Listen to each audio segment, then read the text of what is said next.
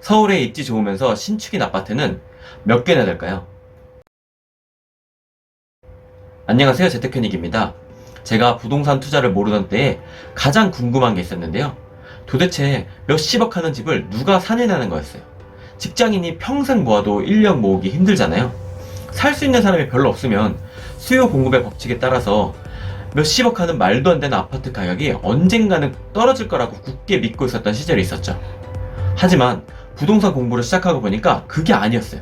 돈은 나만 없는 거였어요. 그럼 도대체 우리나라 상위 1%는 얼마나 벌까요?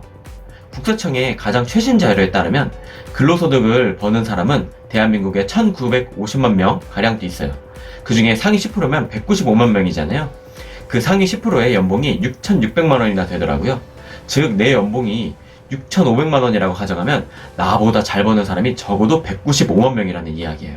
상위 1%면 19만 5천 명이고 연봉 평균은 1억 5천만 원이나 합니다. 상위 0.1%면 대략 2만 명이죠. 이 사람들은 도대체 얼마나 버는지 아세요? 2만 명의 연봉은 8억이 넘어요.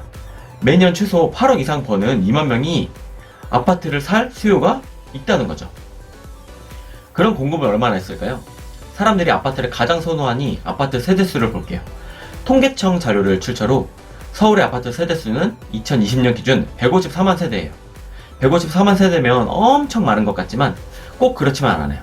사람들의 선호도 중 하나인 연식을 고려해보면요.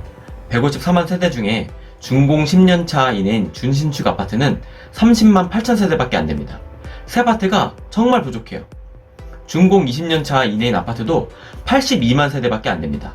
즉, 서울 아파트의 47%는 2000년 이전에 지어진 20년이 넘은 아파트라는 말이에요. 또 거기다가 당연히 부동산은 입지가 가장 중요하잖아요. 입지까지 고려하면 상급지인 강남 상구면서 새거인 10년차 미만이어야 하고 이 교집합은 7만 2천 세대밖에 안 되고요. 숫자를 좀 늘려보려고 마용성에 강동구, 광진구, 양천구까지 고려해도 15만 7천 세대밖에 안 돼요. 상위 1%인 19만 5천 명의 숫자에도 못 미치죠. 제가 지난 영상에서 부동산을 사려면 대출을 빼놓을 수 없다고 했었죠. 그럼 10억을 대출하는데 3%의 금리로 30년간 빌리는 조건이면 매월 얼마씩 갚아야 할까요? 지금이야 금리가 급하게 오르고 있기 때문에 주택담보대출이 3%라고 하면 말도 안 되는 숫자지만 불과 1, 2년 전까지 부동산이 엄청 오르는 시기 동안은 주택담보대출이 대략 3% 수준이었어요. 원금과 이자를 합해서 매월 420만원씩 갚으면 되거든요. 엄청 큰 숫자 같죠? 우리가 버는 금액에 비하면 매월 420만원은 정말 숨막히는 금액이거든요. 그래서 여기 소득 백분위표를 가져와 봤어요. 여기 연봉이 있고 실수령액이 있습니다.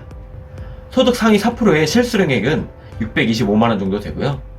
10억 대출을 받아도 그 금액을 갚아 나가는데 큰 무리가 없는 사람들이죠.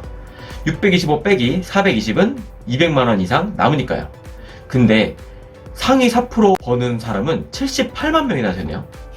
10억을 무난히 유지할 수 있는 사람이 78만 명이나 된다는 거고, 소득 상위로 가면 갈수록 10억만 빌릴 수 있을까요? 상위 2%, 1%로 가면 갈수록 훨씬 큰 금액을 쉽게 유지할 수 있어요. 상위 0.1%인 2만 명은 50억을 빌리고도 갚아 나가는데 전혀 문제가 없더라고요.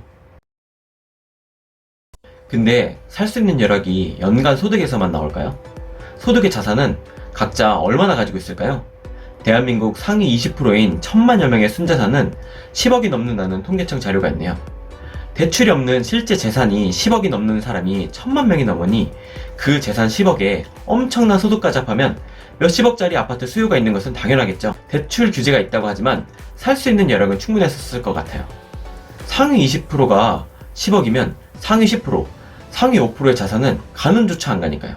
현재 대한민국에서 가장 핫한 아파트를 꼽으라면 반포동에 위치한 아리팍, 아크로 리버파크를 예로 들 수 있겠죠. 2014년 분양 당시 14억, 2016년 입주 시 19억, 현재는 45억 정도 하는 아파트예요. 34평 기준 매년 30여 건 정도가 거래되고요. 34평이 551세대밖에 없죠. 45억을 충분히 감당할 수 있는 사람이 몇만 명이 되는데 말이죠. 어떻게 45억이라는 가격이 거래될 수 있나? 이제는 좀 이해 가실 거라 생각해요. 살 수 있는 여력을 가진 사람 대비 좋은 입지의 새 아파트가 너무 턱없이 부족했다라는 거죠. 그래서 재건축 재개발 규제를 풀고 활발히 새 아파트 공급이 이루어졌다면 그래도 이렇게 가격이 높았을까? 하는 의문은 있어요. 지금이야 부동산이 오를 만큼 올랐고 금리도 어디까지 오를지 모르는 이 상황에서 여기서 큰 추가적인 상승을 기대하진 않아요. 하지만 부동산 사이클이 돌고 돌아 다시 상승장이 오기 시작할 때 그때도 새 아파트 공급이 지금처럼 작다면 누가 그런 걸 사냐고 생각하며 비난만 하지 않고 저는 크게 부자 될 기회 절대 놓치지 않을 겁니다. 14억짜리가 45억이 되는 기회 말이죠.